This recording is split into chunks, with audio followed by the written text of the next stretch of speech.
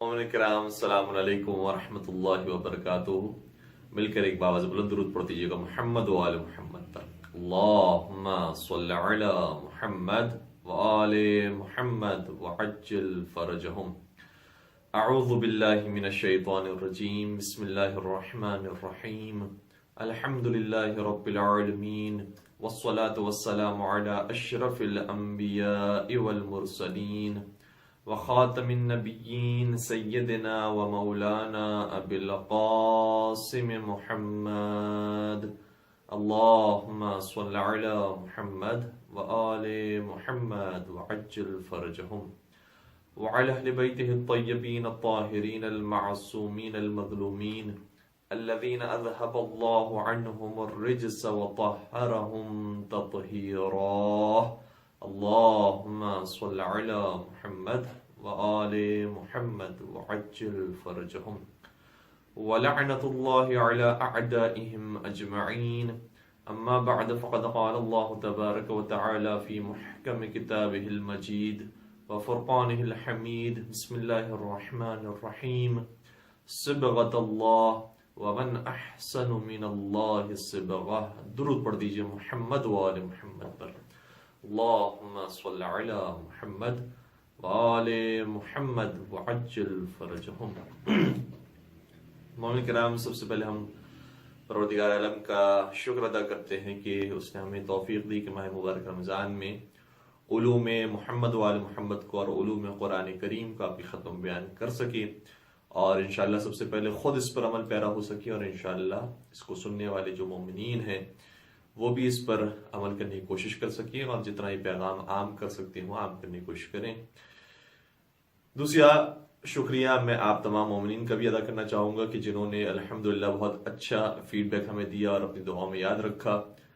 اور ہم دوبارہ سے یہ اعلان کی صورت میں بھی ایک بات عرض کرنا چاہیں گے کہ جن مومنین کے کچھ سوالات ہوں ہمارے دروس سے ریلیٹڈ یا دروس سے ہٹ کر بھی ہو، لیکن اگر ہم شامل کر سکیں تو انشاءاللہ ان کے جوابات دینے کی ہم کوشش کریں گے. کسی نے یہ سوال کیا تھا کہ ماہ مبارک رمضان میں بہت ساری چیزوں کی ہم عادت بنانا چاہتے ہیں، اور جیسے نماز شب کی عادت ہے اسے اپنی زندگی میں لانا چاہتے ہیں، لیکن وہ کچھ عرصہ ہمارے ساتھ رہتی ہے، اس کے بعد ختم ہو جاتی ہے. مشکل ہوتا ہے کہ اسے استمرار دیا جائے اور اسے ریگولرلی انجام دیا جائے. تو آپ کیا فرماتے ہیں، کیا کیا جائے اس سلسلے میں؟ اچھا، ہم نے تو خود یہاں پر نماز شب کی مثال دے دی، لیکن انہوں نے کوئی مثال نہیں دی تھی. تو سب سے پہلی بات یہ ہے کہ اگر وہ چیز واجبات میں سے ہے تو بہرحال انسان کو ریگولرلی انجام دینا ہے. اگر وہ نماز پنجگانہ ہے یا روزے ہیں یا خمس ہے یا زکوٰۃ ہے یا کوئی بھی ایسی عبادت ہے جو واجب عبادت ہے، تو اسے تو بہرحال انسان کو انجام دینا ہی ہے. کیونکہ اس کے بارے میں اگر انسان اس طرح سے سوچے کہ اگر میں نے یہ انجام نہیں دیا اور خدا نخواستہ اسی کیفیت کے اندر انسان کی موت واقع ہو گئی تو انسان کا حساب و کتاب بڑا سخت ہوگا. اس لیے وہ چیزیں کہ جو پروردگار نے واجب قرار دی ہیں اور اس کو انجام نہ دینے پر آتش جہنم ہے، عذاب ہے، لہٰذا اس کو سوچتے ہوئے انسان بھرپور طریقے سے کوشش کرے کہ کم از کم واجبات میں اپنی زندگی میں سارے ادا کر سکوں. جہاں تک مصیبات کا تعلق ہے تو نماز شب ہو یا نماز نافلہ ہو یا نماز غفیلہ ہو، اچھی بات ہے کہ انسان اپنی زندگی میں شروع کرے، لیکن یہ ضروری نہیں ہے کہ جب انسان نماز شب مثال کے طور پر پڑھنا شروع کرتا ہے تو وہ 11 رکعتی نماز شروع کرے اور کہے کہ نہیں مجھے ہر شب 11 رکعتی نماز پڑھنی ہے اور سارے آداب کے ساتھ سارے مصیبات کے ساتھ پڑھنی ہے. تو شاید ہو سکتا ہے کہ شروع کے دنوں میں تو بہت جوش ہو، اگر کسی سے اس کے فضائل سنے ہیں اور اس کا ثواب سنا ہے، اچھی بات ہے کہ انسان آغاز کرے اور بھرپور جوش کے ساتھ جذبے کے ساتھ آغاز کرے، لیکن اس کو استمرار دینا اور اس کو ریگولرلی انجام دینا اتنا آسان نہیں ہوتا، کیونکہ ایک مستحب عبادت ہے جو ویسے بھی واجب نہیں ہے. اور پھر انسان دوسری طرف سے یہ سوچ رہا ہوتا ہے کہ 11 رکعتی اتنی بڑی نماز ہے، میں نے شروع تو کر دی لیکن اب اس کو کنٹینیو کرنا مشکل ہو رہا ہے، تو اب میں کیا کروں؟ تو علماء کرام عرفاء اس کے اندر جو بات بیان فرماتے ہیں وہ یہ ہے کہ انسان جو مستحب کام کرنا چاہ رہا ہے اگر اسے کنٹینیوشن کے ساتھ انجام دینا چاہتا ہے، جیسا کہ بہتر بھی یہی طریقہ ہے کہ انسان استمرار کے ساتھ اسے انجام دے، تو مناسب یہ ہے کہ چھوٹے چھوٹے قدموں کے ساتھ اسے شروع کرے. جس طریقے سے بچے کو جب اسکول بھیجا جاتا ہے تو ڈائریکٹ اس کو میٹرک میں نہیں بٹھا دیا جاتا، اس کو پہلی کلاس سے شروع کروایا جاتا ہے. جب وہ پہلی کلاس اچھی طریقے سے سمجھنے کا عادی ہو جاتا ہے تو پھر دوسری کلاس میں، پھر تیسری کلاس میں، پھر اسی طریقے سے آگے والی کلاسوں میں. تو نماز شب اگر انسان شروع کرنا چاہتا ہے تو 11 رکعت کی اگر نماز پڑھ لی ہے تو بہت اچھی بات ہے اور اسی کو کنٹینیو کرنے کی کوشش کریں. لیکن اگر انسان کنٹینیو نہیں کر سکتا تو کم از کم 3 رکعتیں ضرور نماز شب کی پڑھے اور ریگولرلی پڑھے. اس کے بعد 3 کے بعد 5 کرنا چاہے، اسے 7 کرنا چاہے 9 کر دے اور پھر 11 رکعتیں نماز اس طریقے سے انجام دے تو بہت اچھا ہو جائے گا کہ جو عادت قائم کی ہے نیک اعمال کرنے کی، عبادات کرنے کی، اس عادت کے اندر مضبوطی آ جائے گی اور پھر وہ عادت ٹوٹے گی نہیں. درود پڑھ دیجیے گا محمد و آل محمد پر. اللہم صلی علی محمد و آل محمد وعجل فرجہم. چونکہ ہمارا موضوع منفرد رمضان اور منفرد ذمہ داریوں کے عنوان سے ہے، لہٰذا میں سوچ رہا تھا کہ یہ جو رمضان ہمارا آیا ہے اس میں کون کون سی منفرد چیزیں اب ہمیں دیکھنے کو مل رہی ہیں. تو اب تک جو ہماری گفتگو کے اندر باتیں آتی رہیں اس میں معاشی مشکلات بھی آئی ہیں، اس کے اندر گھر کے اندر جو بیٹھے ہوئے افراد ہیں لاک ڈاؤن کے اندر ان کی کیا ذمہ داری بنتی ہے، اس حوالے سے باتیں بیان ہوئی. ایک اور چیز جو ہم محسوس کر رہے ہیں وہ یہ ہے کہ لاک ڈاؤن کی صورتحال کے اندر اور کورونا وائرس کے بعد جو دنیا تبدیل ہوئی ہے، بالخصوص معاشی طور پر جو بدحالی پیدا ہوئی ہے، اس کے بعد بالخصوص پاکستان کے اندر یہ مناظر دیکھنے کو مل رہے ہیں. اسی طریقے سے جو ترقی پذیر ممالک ہیں اور جو ترقی کے راستوں پر گامزن ممالک ہیں، ان ممالک کے اندر بطور خاص یہ تصویر دیکھنے کو مل رہی ہے کہ وہ راشن کی تلاش میں ہیں، وہ کہیں نہ کہیں سے صدقہ خیرات کی تلاش میں ہیں. اور اگر انسان واقعی اس طرح سے مستحق ہو اور ضرورت مند ہو تو جانے میں کوئی حرج بھی نہیں ہے. لیکن جس طریقے سے ہم نے پہلے بھی عرض کرنے کی کوشش کی تھی کہ انسان کوشش یہ کرے کہ اس سے جتنا پرہیز کر سکتا ہے پرہیز کرے. مولا متقیان امیر المؤمنین حضرت علی بن ابی طالب علیہ الصلوۃ والسلام اللہم صلی علی محمد وعلی محمد وعجل فرجہم ارشاد فرماتے ہیں، اور بڑا خوبصورت ارشاد ان کا. 2 جملے ارشاد فرمائے احتج الی من شئت تکن اسیرا واستغنی عمن شئت تکن نذیرا. فرمایا دیکھو جس کے سامنے ہاتھ پھیلانے ہیں تم پھیلا لو، لیکن یاد رکھو پھر اس کے بعد اس کے اسیر شمار ہوگے، کوئی اس کے غلام ہو گئے. اور اگر تم اس سے بے نیاز ہو جاتے ہو اور تمہیں اس کے سامنے اپنے ہاتھ پھیلانے کی ضرورت محسوس نہیں ہوتی، یا تم جتنا بچ سکتے ہو بچنے کی کوشش کرتے ہو، تکن نذیرا تو تم اس کے ہم مثل ہو جاؤ گے. تو تمہاری عزت اور تمہاری ناموس اور تمہاری آبرو بچے رہے گی. اس لیے بھرپور انسان کوشش کرے کہ جتنا ان چیزوں سے بچ سکتا ہو بچنے کی کوشش کرے، بلکہ جتنا پروردگار نے استطاعت دی ہے اتنا خرچ کرے. اور بہرحال مراتب کے اعتبار سے فرق ہوتا ہے، کبھی کبھار انسان کو اپنے مرتبے سے زیادہ بہتر افراد بھی مانگتے ہوئے نظر آتے ہیں تو انسان ان کو دیتا ہوا بھی شرم محسوس کرتا ہے کہ ان کی حالت تو مجھ سے بہتر ہے تو میں ان کو کیا دوں. لیکن بہرحال معاشرے کے اندر دیگر افراد بھی ہوتے ہیں کہ جنہیں کچھ اگر قلیل غذا بھی دے دی جائے تو اس پر بھی شکر ادا کرتے ہیں اور انہیں اس کی بھی ضرورت ہوتی ہے. تو ایسے افراد کی انسان مدد کرے، جتنا مدد کرے گا انشاءاللہ پروردگار اس کے رزق میں مزید اور وسعت عطا فرماتے جائے گا. نبی اکرم حضرت محمد مصطفیٰ صلی اللہ علیہ وآلہ وسلم اللہم صلی علی محمد وآل محمد وعجل فرجہم باقاعدہ دعا فرمایا کرتے تھے. اور صحابہ کا مجمع تھا، اس مجمع کے درمیان نبی اکرم نے دعا فرمائی کہ اللہم انی اعوذ بک من الفقر والکفر. پروردگارہ میں تیری پناہ میں آنا چاہتا ہوں، اور تیری پناہ میں آنا چاہتا ہوں کن 2 چیزوں سے بچتے ہوئے؟ فرمایا میں غربت سے اور کفر سے بچتے ہوئے تیری پناہ میں آنا چاہتا ہوں. فقیری سے اور کفر سے بچتے ہوئے تیری پناہ میں آنا چاہتا ہوں. کسی نے سوال کیا کہ یا رسول اللہ کیا یہ دونوں چیزیں برابر ہیں؟ کیا فقر اور کفر دونوں برابر ہیں؟ نبی خدا نے شاہ فرمایا نعم، ہاں یہ دونوں برابر ہیں. یعنی اگر عام عوام کی بات کی جائے تو کبھی کبھار عوام اپنا دین اپنا ایمان بیچ دیتی ہے پیسوں کی خاطر. ظاہر سی بات ہے کہ کبھی کبھار ایسے فاقوں کی صورتحال ہو جاتی ہے کہ عام عوام کو اگر دیکھا جائے ظاہر سی بات ہے کہ جو زیادہ پختہ ایمان والے افراد ہیں اور پکے مومن ہیں، متقی پرہیزگار افراد ہیں، ان کے اوپر تو جیسی بھی مشکلات آ جائے وہ ایمان کا راستہ نہیں چھوڑتے. لیکن اگر معاشرے کے اندر عمومی صورتحال دیکھی جائے تو جہاں پر غربت آتی ہے وہاں ایسے ایسے انسان کا دین ایمان چھن جاتا ہے. اس لیے انسان دوسروں کی جتنی مدد کر سکتا ہے ان کی مدد کرے. اس مالی مدد کے ذریعے انسان ان کی ایمانی مدد بھی کر رہا ہوتا ہے، ان کی ایمان کو بھی بچا رہا ہوتا ہے. علامہ اقبال نے کیا خوب کہا تھا کہ اے طائر لاہوتی، اس رزق سے موت اچھی جس رزق سے آتی ہو پرواز میں کوتاہی. تو کاش انشاءاللہ اگر کوئی ایسی صورتحال ہمارے بھائیوں کے درمیان پیدا ہو رہی ہے کہ واقعی وہ غربت کے شکار بھی ہیں، تو اپنے ایمان کو انسان نہ بیچے، اپنے ایمان کو مضبوط رکھے. کیسی کیسی پریشانیاں انبیاء پر اور صحابہ کرام پر اور انبیاء کے اصحاب پر نہیں آئی ہے، ائمہ علیہ السلام کے اصحاب پر نہیں آئی ہے، لیکن اس کے باوجود انہوں نے ایمان کا راستہ نہیں چھوڑا. اور میں انشاءاللہ کوشش کروں گا کہ چند ایک مثالیں بھی آپ کے خدمت بیان کروں. تو بہرحال ذمہ داری یہ بنتی ہے کہ انسان اپنی طرف سے بھرپور کوشش کرے کہ دوسروں کے سامنے 10 سوال نہ پھیلائے، پروردگار سے مانگے، انشاءاللہ پروردگار راستے تیار کرے گا. البتہ پروردگار نے ایک ڈیوٹی یہ بھی رکھی ہے کہ دعا کے ساتھ ساتھ دوا بھی کرے. حضرت داؤد علیہ السلام پر پروردگار عالم نے یہ وحی نازل کی کہ یا داؤد انکا نعم العبد، ظاہراً یہ الفاظ ہیں، اے داؤد تم میرے بہترین بندے ہو، لیکن ایک جو چھوٹی سی بات ہے وہ یہ ہے کہ تم اپنا خرچہ نکالتے ہو بیت المال سے. چونکہ حضرت داؤد علیہ السلام بہرحال بادشاہ وقت تھے، حاکم وقت تھے،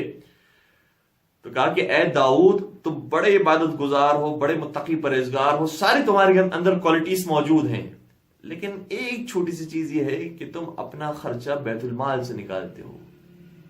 جیسے جناب داؤد علیہ السلام پر یہ وحی نازل ہوئی، رونے لگے، گریہ فرمایا اور بہت شدت سے غم محسوس کیا کہ پروردگارا میں مجھ سے ایسی کون سی خطا ہو گئی کہ جس کے بعد تم مجھ سے ناراض ہوگی اور اس انداز سے مجھے کہا کہ میں کام نہ کروں. دیکھیں نبی خدا ہوں، با ایمان افراد ہوں، فوراً سے چونک جاتے ہیں، اپنے اس خامی کو دور کرنے کی کوشش کرتے ہیں. لہٰذا حضرت داؤد علیہ السلام نے پھر راستے تلاش کرنا شروع کیے کہ میں کیا کروں کہ جس کے بعد میں بیت المال سے بے نیاز ہو جاؤں. تو پروردگار نے الہام بھی فرمایا اور یہ قدرت اور طاقت بھی حضرت ابراہیم علیہ السلام کو عطا فرمائی کہ وہ پھر زرع بنایا کرتے تھے، لوہے کی ڈھال بنایا کرتے تھے اور پھر اس ڈھال کو بیچ کر اپنا خرچہ اٹھایا کرتے تھے. اور روایت کا جملہ یہ ہے کہ روزانہ اتنی محنت کرتے تھے کہ روزانہ ایک ڈھال تیار کرتے اور اسے 1000 درہم میں بیچا کرتے تھے. اور اس طریقے سے سال بھر انہوں نے 360 ڈھالیں بنائی اور اسے 1000 درہم کے اندر فروخت کیا. تو انبیاء کرام نے بھی محنت مزدوری کا راستہ اختیار کیا ہے. حضرت ادریس علیہ السلام مسجد صحرا انسان جاتے زیارت کرنے کے لیے، انشاءاللہ پروردگار 4 معصومین کی زیارتیں اور تمام مقدس مقامات کی زیارتیں ہم سب کو نصیب فرمائے. تو وہاں پر جناب ادریس علیہ السلام کا مقام موجود ہے اور باقاعدہ وہاں کے بارے میں روایت بھی یہ ہے کہ شاید حضرت ادریس علیہ السلام وہاں بیٹھ کر خیاطی کیا کرتے تھے.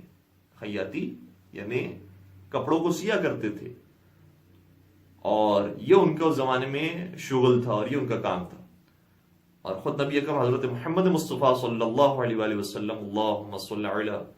محمد وآل محمد وعجل فرجهم میں شاہ فرماتے ہیں کہ ما بعث اللہ نبیا، پروردگار نے کوئی نبی مبعوث نہیں فرمایا ہے مگر یہ کہ وہ جانوروں کو چرایا کرتے تھے.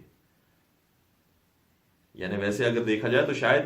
آج کے دور کے اعتبار سے کوئی بہت اچھا شغل نہ ہو، لیکن ہر نبی نے کوئی نہ کوئی کام کیا ہے. ایسا نہیں تھا کہ جو ہمارے ذہن میں کبھی کبھی تصور بنا ہوتا ہے کہ انبیاء کرام ہیں تو مسجد میں بیٹھے ہوں گے، مصلی بچھا ہوگا، صرف نمازیں سجدے عبادتیں ہوتی ہوں گی. یہ بھی عبادت کا حصہ ہے کہ انسان واجب نفقہ لے کر آئے، لوگ گھر والوں کے بالخصوص وسعت پیدا کرے، یہ بھی انسان کی ذمہ داریوں کے اندر شامل ہے. کل کی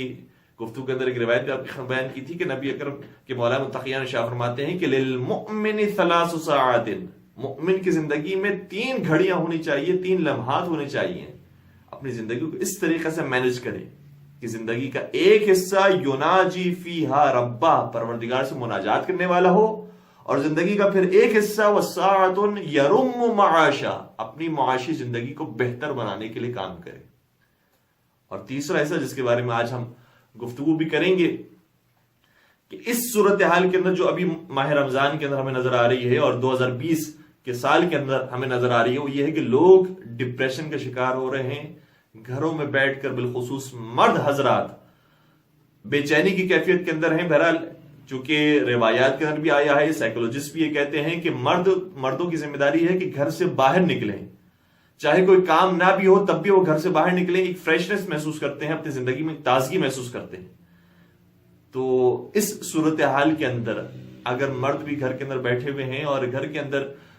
ایک بورنگ فضا قائم ہو رہی ہے، ایک ڈپریشن کی فضا قائم ہو رہی ہے، اور سمجھ نہیں آ رہا کہ ہم کیا کریں، ہم فضول میں اپنا وقت ضائع کر رہے ہیں اور ٹائم پاس ہو رہا ہے، تو انسان ڈپریس ہو جاتا ہے۔ اور ایسی کیفیت سے کیسے نکلا جائے؟ اس کیفیت سے نکلنے کے لیے یہی اسی روایت کو مکمل کر رہے ہیں کہ مولا متقیان نے فرمایا کہ زندگی کے اندر ایک حصہ کیا ہونا چاہیے، آخری حصہ بیان فرمایا وَسَاعَةٌ يُخَلِّي بَيْنَ نَفْسِهِ وَلَذَّتِهَا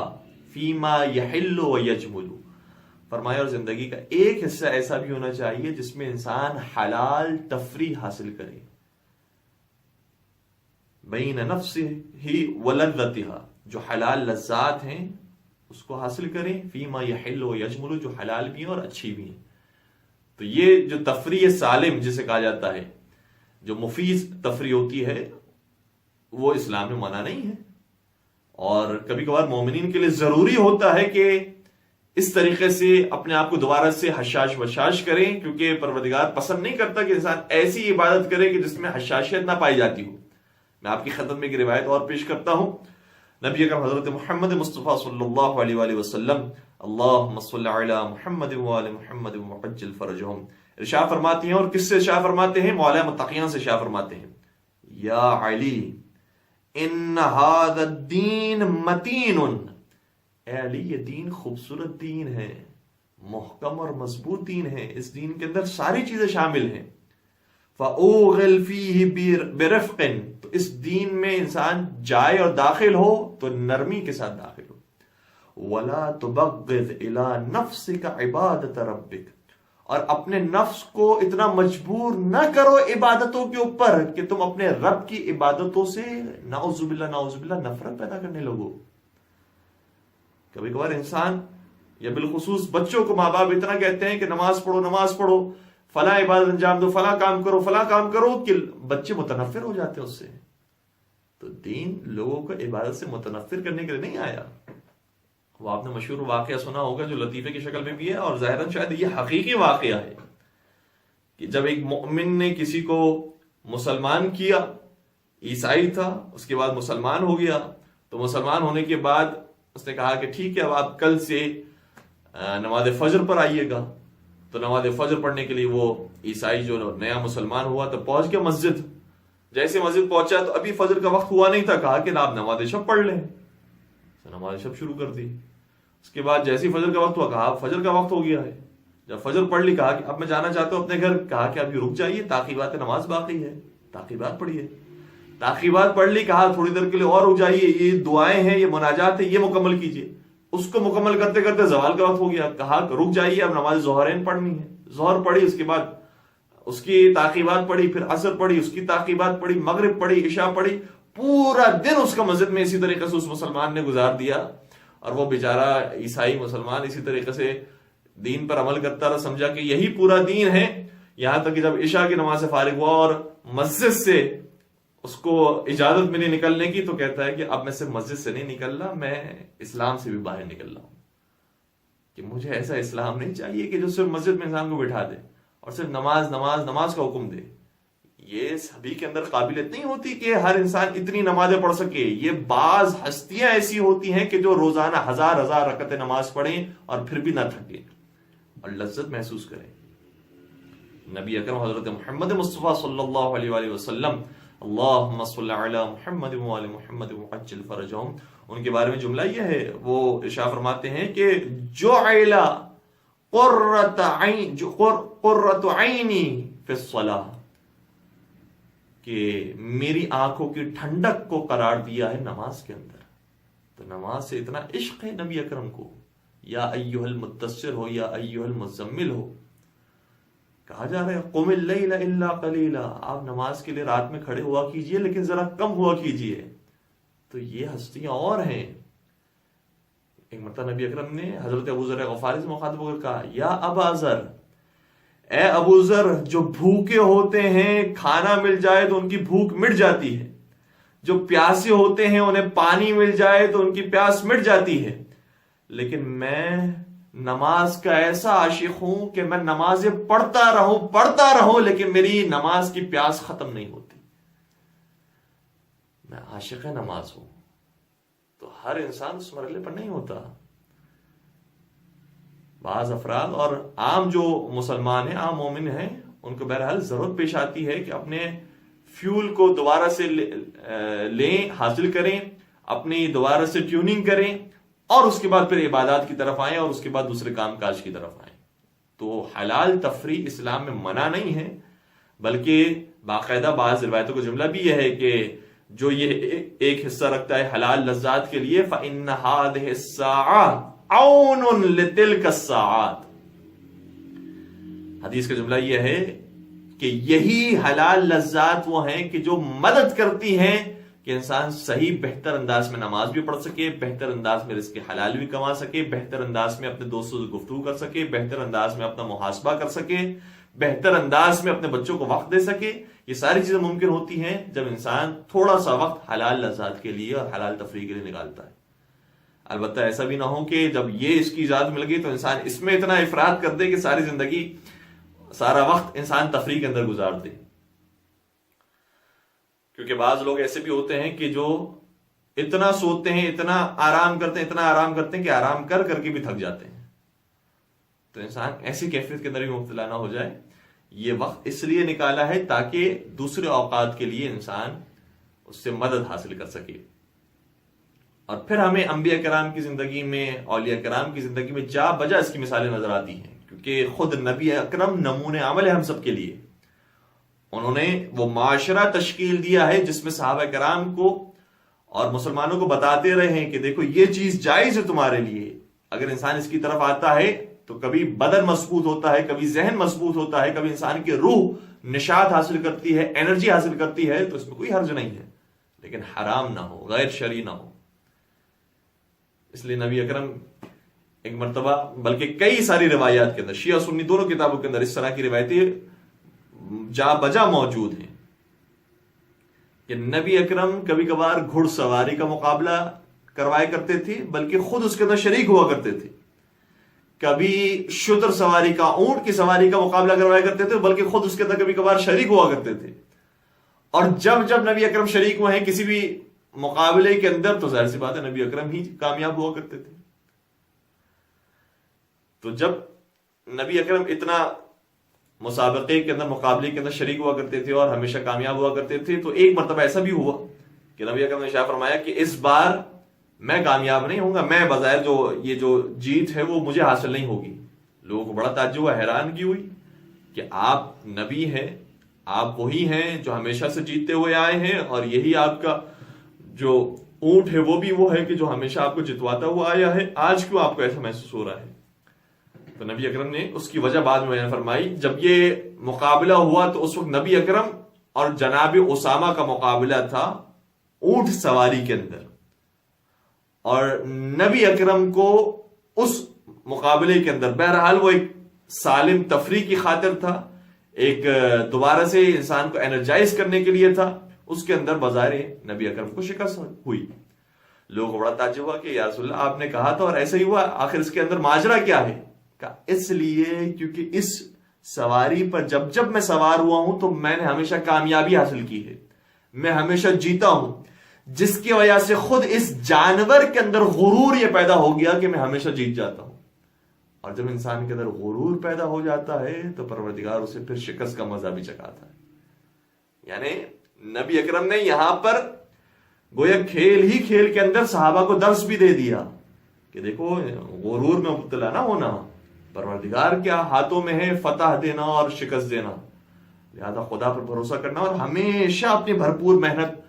کا مظاہرہ کرنا اور بھرپور اپنی طاقت لگانا کسی چیز میں کامیابی حاصل کرنے کے لیے۔ جہاں انسان کے اندر غرور پیدا ہو جاتا ہے کہ مجھ سے بڑا اور کون ہے، میں تو ہمیشہ جیت جاتا ہوں، میں تو ہمیشہ کامیاب ہوتا ہوں، پروردگار اسے شکست کا مزہ بھی چکھا دیتا ہے۔ تو نبی اکرم اس طریقے سے مقابلہ کیا کرتے تھے، اور اسی مقابلے کے اندر ایک اور ہمیں درس بھی ملتا ہے کہ سب ساتھ دے رہے تھے نبی اکرم کا، سب کی زبان پر تھا یا رسول اللہ یا رسول اللہ یا رسول اللہ، نبی اکرم جیتیں گے، نبی اکرم کامیاب ہوں گے، اور کسی کی زبان پر بھی اسامہ کا نام نہیں تھا، تو خود نبی اکرم نے نعرہ لگانا شروع کیا کہ یا اسامہ یا اسامہ، یعنی اسامہ کامیاب ہو، اسامہ کامیاب ہو، اسامہ کامیاب ہو، اسے بھی حوصلہ دے رہے تھے۔ تو آپ نے کبھی بھی دنیا کے مقابلوں کے اندر ایسا منظر نہیں دیکھا ہوگا کہ جو سامنے والی ٹیم ہے وہ یہ کہے کہ فلاں ٹیم جیت جائے گی اور سامنے والی ٹیم جیت جائے گی، ہمیشہ وہ اپنی ٹیم کو جیتنے کی بات کرتی ہے۔ تو جو دنیاوی مادی مقابلے ہوتے ہیں اس میں انسان اپنی مادی کامیابی کی وجہ سے دوسروں کی نفسیات کی نہ فکر کرتا ہے، نہ دوسروں کی روحانی تربیت کی فکر کرتا ہے، انسان اپنے ذاتی مفاد کے لیے گیم لڑ رہا ہوتا ہے۔ لیکن نبی اکرم ایسے مقام پر بھی تربیت کرنا چاہتے تھے کہ اگر کوئی اس کا ساتھ دینے والا نہیں ہے تو میں خود اسی کا ساتھ دینے والا بن جاؤں گا اور اس کے حوصلے کو میں بلند کروں گا۔ اس طریقے سے نبی اکرم نے وہاں پر بھی تربیت فرمائی کہ یہ جو ظاہری دنیاوی مقابلے ہیں اس کی کوئی حیثیت نہیں ہے، اصل مقابلہ تقویٰ کے میدان میں ہے، اصل مقابلہ نماز اور عبادات کے میدان میں ہے۔ اور قرآن کریم کی آیت بھی ہے کہ سابقوا الی مغفرۃ من ربکم وجنہ، ایک دوسرے کے ساتھ مسابقہ کرو، مقابلہ کرو، کس چیز کے اندر؟ پروردگار کی جنت حاصل کرنے میں اور پروردگار کی مغفرت حاصل کرنے میں ایک دوسرے سے مقابلہ کرو۔ تو نبی اکرم یہ بیان فرما چاہ رہے کہ اس دنیاوی مقابلے کی کوئی حیثیت نہیں ہے، لہذا میں اس کا ساتھ دے رہا ہوں، اس کو بھی خوش کر رہا ہوں۔ تو اس طریقے سے نبی اکرم نے بعض مقابلوں کے اندر حصہ فرمایا ہے۔ ایک روایت یہ بھی کہتی ہے کہ ایک کافر آیا اور نبی اکرم کی خدمت میں آ کر کہنے لگا کہ ظاہراً یہی جملے ادا کیے ہوں گے، نعوذ باللہ نعوذ باللہ، کہ اے محمد صلی اللہ علیہ وآلہ وسلم، اگر تمہارا دین ٹھیک اور سچا دین ہے تو مجھ سے مقابلہ کرو۔ کیسا مقابلہ؟ کہا کہ میں پہلوان ہوں، مجھ سے کشتی لڑو، اگر کشتی میں جیت گیا تو اس کا مطلب میرا دین ٹھیک تھا، اور اگر آپ جیت گئے تو آپ کے دین پر میں آ جاؤں گا۔ نبی اکرم اللہ اکبر انک لعلی خلق عظیم، نبی اکرم اخلاق کے اعلیٰ ترین معیار پر فائز تھے۔ کبھی کبھار ہمیں افسوس ہوتا ہے کہ ہم تو گھر کے اندر بھی اس طرح کا ماحول اپنے بچوں کو نہیں دیتے کہ ان کے ساتھ گیمز کے اندر، ان کے ساتھ کھیل کے اندر شریک ہوں۔ نبی اکرم باہر صحابہ کے مجمع میں، اجنبیوں کے مجمع میں اس طریقے سے اس پہلوان کے سامنے باقاعدہ حاضر ہوتے ہیں، کہتے ہیں کہ ہاں اگر تو اس بات پر ایمان لے کر آئے گا تو میں تجھ سے کشتی لڑنے کے لیے تیار ہوں۔ اور باقاعدہ نبی اکرم کی اس کافر کے ساتھ کشتی ہوئی اور نبی اکرم نے پچھاڑ دیا۔ لیکن جب شکست کھا گیا تو کہنے لگا کہ نہیں، ایک دفعہ پھر ہونا چاہیے مقابلہ، ہو سکتا ہے کہ اتفاق سے آپ جیت گئے ہوں۔ دوبارہ مقابلہ ہوا، نبی اکرم نے دوبارہ سے پچھاڑ دیا، کہنے لگا نہیں، ایک اور دفعہ ہونا چاہیے مقابلہ۔ پھر نبی اکرم نے اس سے کشتی لڑی اور پھر تیسری مرتبہ بھی اسے پچھاڑا، تو زبان سے جملے جاری ہوئے، اشہد ان لا الہ الا اللہ واشہد ان محمد رسول اللہ، اللہم صل علی محمد وآل محمد وعجل فرجہ۔ تو نبی اکرم کی زندگی کے اندر یہ نمونے ہمیں نظر آتے ہیں۔ جب نبی اکرم باہر اس طریقے سے اتنی نرمی کے ساتھ، اتنی حشاشیت کے ساتھ زندگی گزارتے تھے، تو کم از کم ہم لاک ڈاؤن کے اندر اگر گھر کے اندر محصور بھی ہیں تو گھر والوں کو وقت دیں، اچھی سالم تفریح مہیا کریں جس کے اندر سارے گھر والے شریک ہوں، بچوں کی تربیت کا سامان بھی اس کے اندر ہو کہ اگر کوئی ہارتا ہے تو اس کا مطلب نہیں کہ اس کی زندگی ختم ہو گئی ہے، ہار جیت زندگی میں ہوتے رہتی ہے، اور ایک دوسرے کو حوصلہ دینا، زندگی میں ہار کا مزہ چکھانا، یہ بھی ضروری ہوتا ہے۔ اور گھر کے اندر یہ جو ماحول بنتا ہے اس کے بعد محبتیں پیدا ہوتی ہیں۔ تو گھروں کے اندر ماں باپ کو چاہیے کہ اولاد کو وقت دے، اور اولاد کے ساتھ جتنا نرمی کے ساتھ انسان سلوک کر سکتا ہے نرمی کے ساتھ سلوک کرنے کی کوشش کریں، کیونکہ پھر یہی افراد وہ ہوتے ہیں کہ جو آگے چل کر ہماری قوم کے معمار بھی بنتے ہیں، ہمارے دین اور مذہب کے معمار بھی بنتے ہیں، اور اس طریقے سے یہ محبت نسلوں میں جاری ہوتی ہے۔ اور پھر قرآن کریم کو بھی اگر دیکھیں تو قرآن کریم کے اندر بھی وہ واقعہ موجود ہے کہ حضرت یعقوب علیہ السلام کی جو اولاد تھیں آئی اپنے بابا کے پاس، کیا کہا؟ باقاعدہ جملے یہ ہے قرآن کریم کے کہ ہمارے ساتھ یوسف کو بھیج دیں، ارسلہو، ہمارے ساتھ یوسف کو بھیج دیں۔ کیوں بھیج دیں؟ غدن، کل کے دن کیوں بھیج دیں؟ یرتع ویلعب، تاکہ ہم اسے بھرپور کھانا بھی کھلائیں، ہم خود بھی کھائیں، کھانا کھائیں اور کھیلیں، یعنی تفریح کریں، وہاں جا کر حلال جو تفریح ہے اس کو حاصل کریں، سیر تفریح کرنے کے لیے نکلیں۔ تو حضرت یعقوب علیہ السلام نے یہ نہیں کہا کہ تفریح اسلام میں منع ہے، تفریح ہماری شریعت میں منع ہے،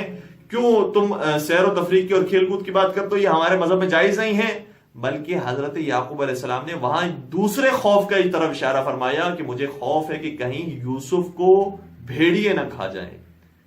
اس لیے میں تمہارے ساتھ یوسف کو نہیں بھیج سکتا۔ اور پھر بعد میں اصرار ہوا اور پھر نبی خدا نے دوسرے نبی خدا کو بھیجا۔ تو اگر ویسے ہی اسلام میں منع ہوتا کہ سیر و تفریح منع ہے، نہیں جا سکتے،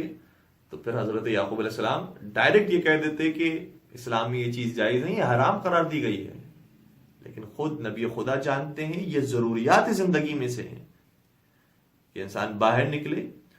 اور بہرحال یہاں اگر آج کل لاک ڈاؤن کی صورتحال ہے بعض جگہوں پر اور نہیں نکل سکتے انسان، تو کم سے کم گھر کے اندر وہ ماحول پیدا کرے کہ جو گھر کو جنت بنانے کا سبب بنے۔ صحیح، اچھی، مناسب تفریح مہیا کرنا یہ ہم سب کی ذمہ داری ہے، والدین کی ذمہ داری ہے کہ بچوں کو اس طرح کا ماحول فراہم کریں، ورنہ اگر ہم نے صحیح طرح سے وقت نہیں دیا یا ہم خود بھی صحیح طریقے سے آگاہ نہیں ہوئے تو کہیں ہم حرام تفریح کی طرف نہ چلے جائیں، چاہے ہم محرم کے مسائل کی پرواہ نہ کریں، وہ بھی حرام ہے۔ اگر انسان خدا نہ خواستہ رقص، گانوں، ڈانس اس کو دیکھ رہا ہے موبائل کے ذریعے، انٹرنیٹ کے ذریعے، حرام تفریح ہے، اس کی اجازت نہیں ہے اسلام میں۔ اسی طریقے سے اگر انسان کسی کو تکلیف میں مبتلا کر کے خوش ہو رہا ہے، جیسے بعض نوجوان ہوتے ہیں ان کی تفریحاں اس طرح کی ہوتی ہیں کہ کسی کو چھیڑ دیا، کسی کو پریشان کر دیا اور اس قرار دیا۔ کچھ ایسی تفریح ہوتی ہیں کہ جن تفریحوں کے اندر انسان خدا سے غافل ہو جاتا ہے، اپنے آپ سے، اپنی ذمہ داریوں سے غافل ہو جاتا ہے، وہ تفریح بھی مناسب نہیں ہے۔ ان ساری تفریحات کو قرآن نے منع کیا ہے، اسلام نے منع کیا ہے، لیکن اس کے مقابلے میں جو حلال اور جائز تفریحات ہیں وہ بھی ہمیں پیش کی ہیں تاکہ انسان ان تفریحات کو حاصل کرے اور صحیح راستے پر رہتے ہوئے انسان وہ طاقت حاصل کرے کہ جس کے بعد عبادات اور دیگر جو واجبات ہیں اس کو صحیح طریقے سے انجام دے سکے۔ درود پڑھ دیجئے محمد و آل محمد پر، اللہم صلی علی محمد و آل محمد وعجل فرجہم۔ چونکہ بات بچوں کی تربیت کی طرف آئی تھی تو آج ہی ہم نے ایک بہترین بات حضرت ابو ذر غفاری کی زبانی روایت کے اندر دیکھی جو میں آپ کی خدمت میں شیئر کرنا چاہیں گے، اور اس کے بعد منزل مصائب کی طرف آئیں گے۔ حضرت ابو ذر غفاری کے مقام مرتبے سے کون واقف نہیں ہے؟ حضرت سلمان فارسی کے ساتھ ان کا نام لیا جاتا ہے، حضرت مقداد کے ساتھ ان کا نام لیا جاتا ہے، حضرت عمار یاسر کے ساتھ ان کا نام لیا جاتا ہے، حضرت بلال حبشی کے ساتھ ان کا نام لیا جاتا ہے، اور مقدس ترین، معتبر ترین، بہترین صحابہ کے اندر حضرت ابو ذر غفاری کا نام شامل ہے۔ اور وہ مقام مرتبہ حضرت ابو ذر غفاری کو حاصل ہے کہ جب ملاقات کرنے کے لیے آئے تھے نبی اکرم، تو نبی اکرم نے پہلے ہی بیان فرمایا تھا کہ جو ابھی شخص آنے والا ہے وہ پیاس کی حالت میں آئے گا، لہذا سب سے پہلے اس کے لیے پانی کا انتظام کرنا۔ جیسے ابو ذر غفاری داخل ہوئے، پانی پیش کیا گیا، اتفاقاً حضرت ابو ذر غفاری کے پاس بھی پانی موجود تھا۔ نبی اکرم سوال کیا، اے ابو ذر، تم نے اس پانی سے اپنی پیاس کیوں نہ مٹائی، کیوں تم نے پانی نہیں پی لیا؟ سنیں گے کیا جواب دیا؟ فرمانے لگے، یا رسول اللہ، میں جب راستے سے آ رہا تھا تو ایک ٹھنڈے چشمے سے میں نے پانی بھرا اور میرا بہت دل چاہا کہ میں پانی پی لوں، لیکن مجھے اچھا نہیں لگا کہ پہلے میں پانی پی لوں اور اس کے بعد میں رسول اللہ کی خدمت میں پیش کروں۔ میں اس لیے پیاسا رہا تاکہ آپ پہلے اس سے پانی پی لیں، اس کے بعد میں اس پانی سے سیراب ہوں۔ یہ عشق کی کیفیت ہمیں پھر حضرت عباس علمدار میں بعد میں نظر آتی ہے، اور حضرت عباس علمدار کی تو شان ہی اور ہے کہ جو میدان جنگ کے اندر ساری قربانیوں کے باوجود بھی پھر اس طرح سے مظاہرہ کیا کہ پہلے میرا امام پانی پی لے پھر اس کا غلام پانی پیے۔ حضرت قاضی عباس، ان پر ہماری جانیں قربان۔ تو حضرت ابو ذر غفاری اس مقام و مرتبے کے صحابی،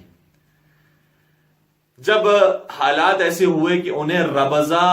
شہر بدر کر دیا گیا، کیونکہ حالات آپ جانتے ہیں خلیفہ سوم کا زمانہ ہے،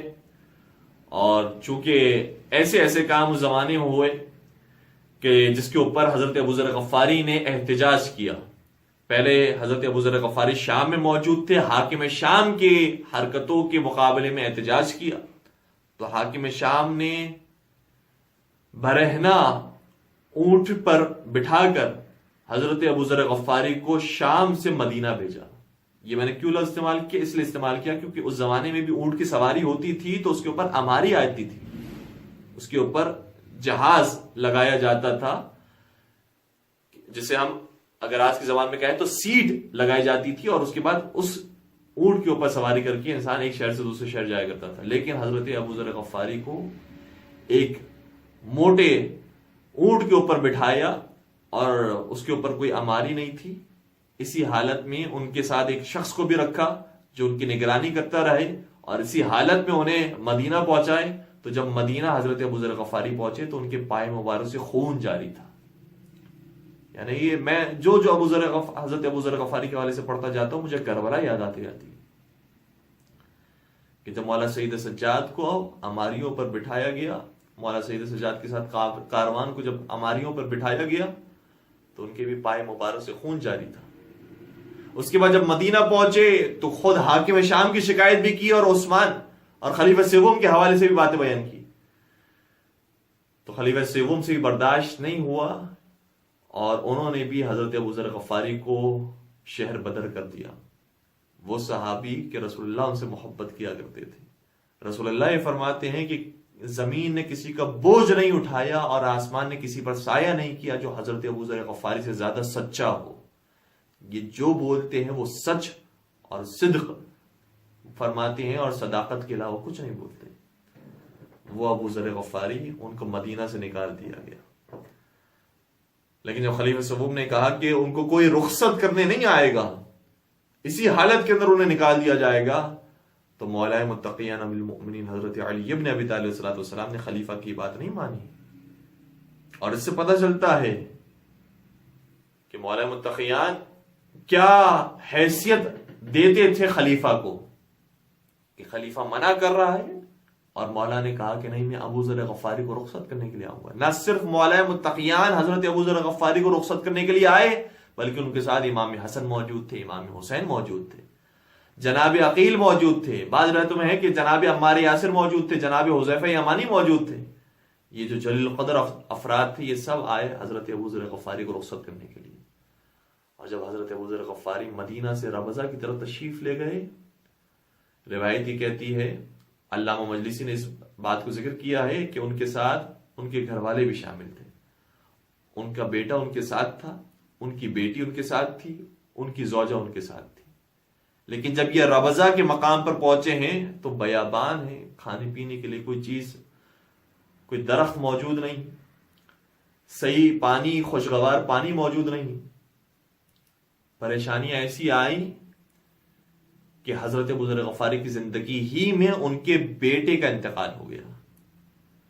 اور جب بیٹے کا انتقال ہوا ہے تو بیٹے کے انتقال کے وقت حضرت ابو ذر غفاری کے جملے یہ ہیں جو میں آپ کی خدمت میں ہدیہ کرنا چاہتا ہوں۔ فرمانے لگے رحمک اللہ یا ذر، کیونکہ خود کا نام ابو ذر تھا، اس کا مطلب یہ کہ ذر کے باپ، تو کہا کہ اے ذر تجھ پر اللہ کی رحمت نازل ہو، لقد کنت کریم الخلق، تو بہترین اخلاق کا مالک تھا،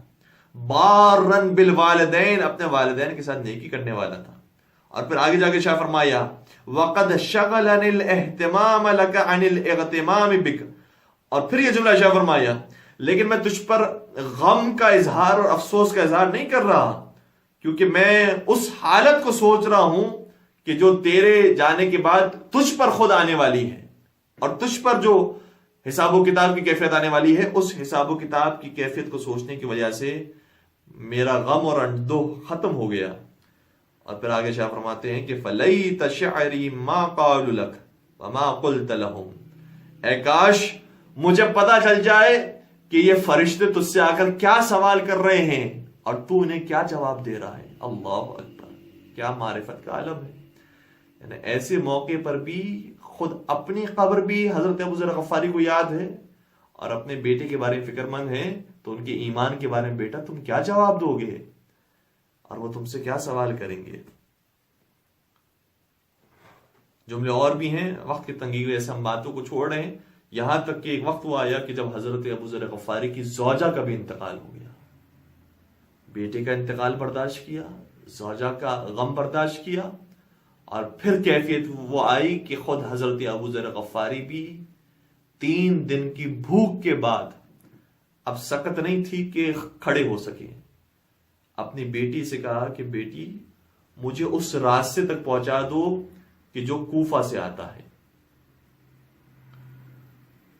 بیٹی نے باپ کو سہارا دیا، وہاں تک پہنچایا اور رونے لگی، کہنے لگی کہ بابا جان آپ کے جانے کے بعد میری کیا حالت ہوگی، میرا کون سہارا بنے گا، میں یہاں پر تنہا ہوں۔ لیکن حضرت ابو ذر غفاری کو اطمینان تھا اور مسکرا کر وہ حدیث رسول اللہ کی سنائی کہ بیٹی رسول اللہ نے مجھ سے فرمایا تھا ایک وقت وہ آئے گا کہ تو تنہا اس دنیا سے جائے گا، بلکہ پوری حدیث یہ ہے کہ ابو ذر تم تنہا آئے ہو، تنہا زندگی گزارو گے، تنہا تمہیں موت آئے گی، تنہا تمہیں قیامت کے میدان میں کھڑا کیا جائے گا اور تنہا تم جنت میں داخل ہوگے۔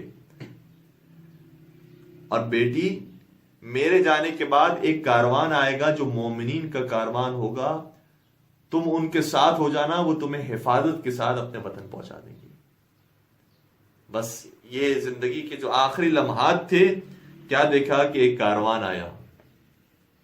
اور روایتی اس کے اندر بھی مختلف ہے، لیکن اکثر روایات کے اندر اس کاروان میں ایک جلیل القدر صحابی جناب مالک اشتر کے نام سے بھی موجود تھے، اور انہوں نے جب حضرت ابو ذر غفاری کو دیکھا تو بہت ساری باتیں ان سے کہیں، جو وہیں کے رہنے والے افراد تھے، ربضہ والے، انہوں نے بھی باتیں کہیں، کہنے لگے کہ اے ابو ذر تمہیں کسی چیز کا شکوہ تو نہیں ہے؟ سنیں گے کیا کہنے لگے، فرمانے لگے کہ ہاں مجھے شکوہ ہے، تو اپنے گناہوں کا مجھے شکوہ ہے، میں نے ویسی زندگی نہیں گزاری جیسی پروردگار نے مجھ سے مانگی تھی۔ پھر لوگوں نے کہا کہ کسی چیز کی تمہیں طلب ہو رہی ہے، ظاہر سی بات ہے کہ بھوک اور پیاسی کیفیت تھی، مرض کی حالت تھی، ضعیفی کی حالت تھی، کسی چیز کی تمہیں طلب ہو رہی ہے؟ تو حضرت ابو ذر غفاری نے کہا کہ ہاں مجھے رحمت پروردگار کی طلب ہو رہی ہے۔ اللہ اکبر۔ پھر کہنے لگے کہ آپ کے لیے کسی طبیب کا انتظام کریں، تو سنیں گے کیا کمال کا جملہ کہا، کہنے لگے کہ جو میرا طبیب ہے اسی نے تو ہی مجھے بیمار کیا ہے اور وہی چاہتا ہے کہ مجھ سے ملاقات کرے، لہٰذا اب میں دنیا سے جا کر اس باقی دنیا کی طرف روانہ ہو رہا ہوں۔ اور حضرت ابو ذر غفاری اس طریقے سے غربت کے ساتھ ربضہ میں مارے گئے۔ لیکن میں کہوں گا اے ابو ذر غفاری، ہم آپ کی داستان پڑھ رہے تھے تو ہمیں تو کربلا کی داستان نظر آ رہی تھی، وہاں پر بھی کوئی اپنے وطن سے دور تھا، وہاں پر بھی کوئی وہ تھا کہ جس نے اپنے بیٹے کا لاشا پہلے اٹھایا ہے، اپنے اصحاب کے لاشے پہلے اٹھائے ہیں، اپنے گود کے پالو کے لاشے پہلے اٹھائے، اور وہاں پر بھی کوئی تھا کہ جو 3 دن کا بھوکا پیاسا تھا، اور وہاں پر بھی کوئی تھا کہ جس کی بیٹی زندہ تھی اور بیٹی کو یتیمی کے ساتھ چھوڑ کر جانا تھا۔ لیکن مجھے کہنے دیجئے اے حضرت ابو ذر غفاری، آپ کی وفات میں اور نماز رسول کی شہادت میں فرق ہے، بلکہ فرق تو بہت ہیں۔ آپ رسول اللہ کے صحابی ہیں، وہ رسول اللہ کے نواسے تھے، آپ بھی رسول اللہ کے آنکھوں کا تارا ہیں، لیکن وہ رسول اللہ کے دل کی چین تھے۔ اور جب وہ کربلا کی سرزمین پر شہید کیے گئے ہیں تو ایسے شہید نہ کیے گئے بلکہ پہلے 72 کی لاشیں اٹھائے، 3 دن کی بھوک اور پیاس برداشت کی ہے، اور بار بار فوج لشکر کے سامنے اپنا تعارف کرواتے رہے، مجھے پہچانو میں کون ہوں، میرے نانا رسول خدا ہے، میری نانی خدیجہ طاہرہ ہے، میرے بابا علی مرتضیٰ ہے، میری ماں فاطمہ زہرا ہے، میں خانہ کعبہ کا مالک ہوں، میں صفا و مروہ کا وارث ہوں، میں زمزم کا مالک ہوں، تم نے کیوں مجھ پر پانی کو بند کر دیا؟ میں نے تمہارے مردوں میں سے کسی کا کیا قتل کیا ہے؟ کیا تمہاری عزت اور آبرو لوٹی ہے؟ میں نے کسی کو کیا تکلیف پہنچائی ہے کہ تم میری جان کے دشمن بن گئے؟ لیکن سب کا جواب آتا ہے تو ایک ہی جواب آتا ہے، بغضل ابیک، ہم تمہارے باپ سے بھی دشمنی رکھتے تھے، تمہارے نانا سے بھی دشمنی رکھتے ہیں، اور ایسے دشمنی نکالی کہ یہ امام جب اپنی بیٹی سے رخصت ہو کر نکلتے ہیں تو یہ کہتے ہیں، یا سکینہ، یا فاطمہ، یا زینب، یا ام کلثوم، علیکن من السلام، اے بیٹیوں، اے بہنوں، میں تم پر سلام آخر بھیج رہا ہوں۔ یہ کہنے کے بعد آقا باہر تشریف لے آئے، جیسے ہی گھوڑے پر سوار ہوئے کیا دیکھا کہ گھوڑا آگے نہیں بڑھتا، اب جو نظریں نیچے جھکائے تو کیا دیکھا، اپنی 4 سالہ بچی، اجرکم علی اللہ، اپنی 4 سالہ بچی کو دیکھا۔ ایک مرتبہ بیٹی نے سوال کیا، یا ابا استسلمت للموت، بابا جان کیا مرنے کے لیے جا رہے ہیں؟ بابا جان کے آپ بھی شہید ہونے کے لیے جا رہے ہیں؟ مولا نے فرمایا، کیف لا یستسلم من لا ناصر له ولا معین، وہ کیسے اب خود موت کی طرف نہ جائے جس کا کوئی ناصر و مددگار نہیں بچا۔ یہ کہنے کے بعد جب آگے بڑھے، بیٹی نے آواز دی، یا بتا رد الی حرم جدنا، بابا جان اگر مرنے کے لیے جا رہے ہیں تو ہمیں نانا کے مدینہ چھوڑ کر آنے۔ وہاں حضرت ابو ذر غفاری کی بیٹی بھی جلا وطن رہی، وطن سے باہر اجنبی شہر میں رہی، یہاں سکینہ بھی پردیس میں رہی، لیکن سنیں کہ فرق کیا تھا؟ فرق یہ تھا، وہاں مومنین کا کاروان آتا ہے اور بڑے پیار اور شفقت کے ساتھ اسے وطن لے کر چلا جاتا ہے، لیکن یہاں جب بابا شہید ہوئے،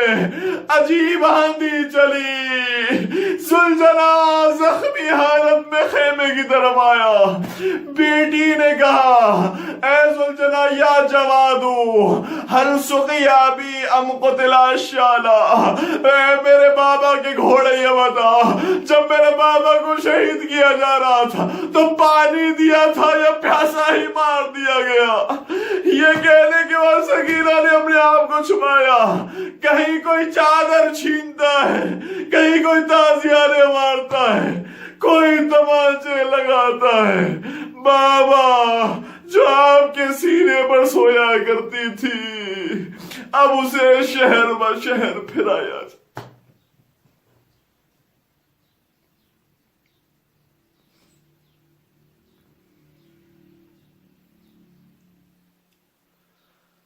الا ولعنت اللہ علی القوم الظالمین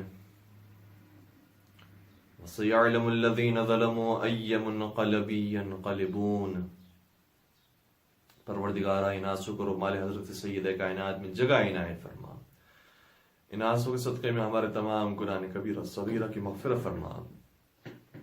ہمارے مرحومین کی مغفرت فرما، ماہ مبارک رمضان کی ساری رحمت برکت مغفرت حاصل کرنے کی ہم سب کو توفیق عطا فرما، اس ماہ مبارک میں تلاوت قرآن کریم کرنے کی ہم سب کو یہ سعادت عطا فرما۔ پروردگارہ 4 معصومین کی زیارتیں ہم سب کو عطا فرما، مقدس مقامات بالخصوص بیت اللہ کی زیارت سے ہم سب کو مشرف فرما۔ پروردگارہ تمام مسلمانوں کو اتحاد کا جذبہ عطا فرما۔ پروردگارہ جو کورونا کے نام سے وبائی مرض آیا ہے، تمام عالم انسانیت کو اس سے نجات عطا فرما۔ پروردگارہ اگر یہ مشکلات مسائب ہمارے حق میں بہتر ہیں تو اس پر صبر شکر کرنے کی توفیق عطا فرما۔ پالنے والے تمام مظالم سے انتقام کے لیے اپنی آخری حجت امام عصر والزمان کے ظہور میں تعجیل فرما، ہمیں ان کے عاشقین، محبین، سچے چاہنے والے اور ماننے والوں میں شمار فرما۔ ربنا تقبل منا انك انت السميع العليم وتب علينا إنك أنت التواب الرحيم برحمتك يا أرحم الراحمين.